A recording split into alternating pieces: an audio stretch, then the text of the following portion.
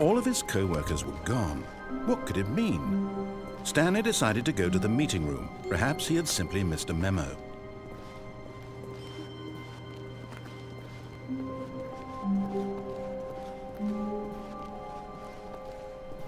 When Stanley came to a set of 2 open doors, he entered the door on his left.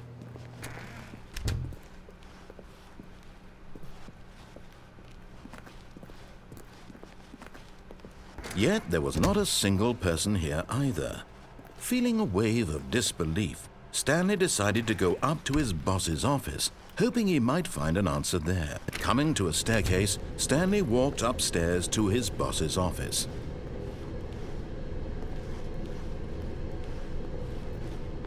But Stanley just couldn't do it. He considered the possibility of facing his boss. Admitting he had left his post during work hours, he might be fired for that. And in such a competitive economy, why had he taken that risk? All because he believed everyone had vanished? His boss would think he was crazy. And then something occurred to Stanley. Maybe, he thought to himself, maybe I am crazy. All of my co-workers blinking mysteriously out of existence in a single moment for no reason at all? None of it made any logical sense. And as Stanley pondered this, he began to make other strange observations. For example, why couldn't he see his feet when he looked down? Why did doors close automatically behind him wherever he went? And for that matter, these rooms were starting to look pretty familiar. Were they simply repeating?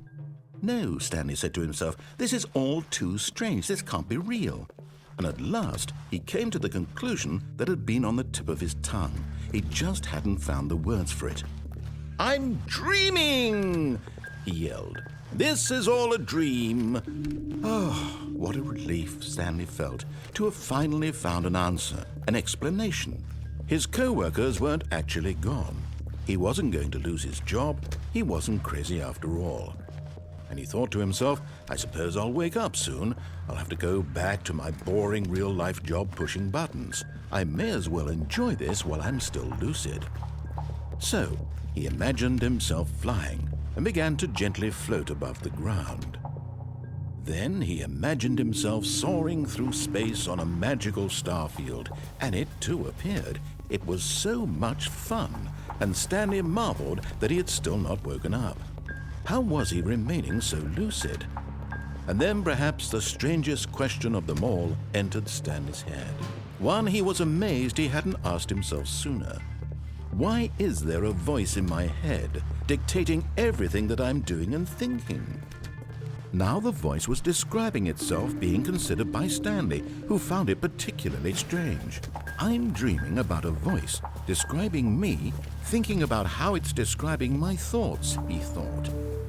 And while he thought it all very odd and wondered if this voice spoke to all people in their dreams, the truth was that, of course, this was not a dream. How could it be? Was Stanley simply deceiving himself, believing that if he's asleep, he doesn't have to take responsibility for himself? Stanley is as awake right now as he's ever been in his life. Now, hearing the voice speak these words was quite a shock to Stanley. After all, he knew for certain, beyond a doubt, that this was in fact a dream. Did the voice not see him float and make the magical stars just a moment ago? How else would the voice explain all that? This voice was a part of himself too. Surely, if he could just... He would prove it. He would prove that he was in control, that this was a dream. So he closed his eyes gently, and he invited himself to wake up. He felt the cool weight of the blanket on his skin, the press of the mattress on his back, the fresh air of a world outside this one. Let me wake up, he thought to himself. I'm through with this dream. I wish it to be over. Let me go back to my job. Let me continue pushing the buttons. Please, it's all I want. I want my apartment and my wife and my job. All I want is my life exactly the way it's always been. My life is normal. I am normal. Everything will be fine. I am okay.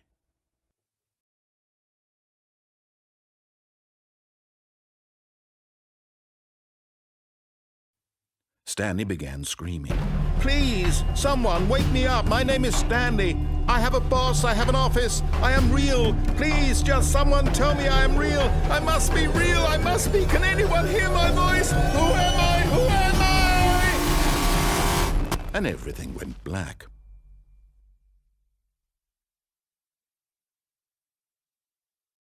This is the story of a woman named Mariella. Mariella woke up on a day like any other. She arose, got dressed, gathered her belongings, and walked to her place of work.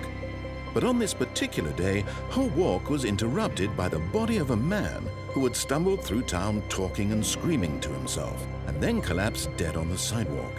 And although she would soon turn to go call for an ambulance, for just a few brief moments she considered the strange man. He was obviously crazy, this much she knew. Everyone knows what crazy people look like. And in that moment, she thought to herself how lucky she was to be normal. I am sane. I am in control of my mind. I know what is real and what isn't. It was comforting to think this, and in a certain way, seeing this man made her feel better. But then she remembered the meeting she had scheduled for that day, the very important people whose impressions of her would affect her career, and by extension, the rest of her life.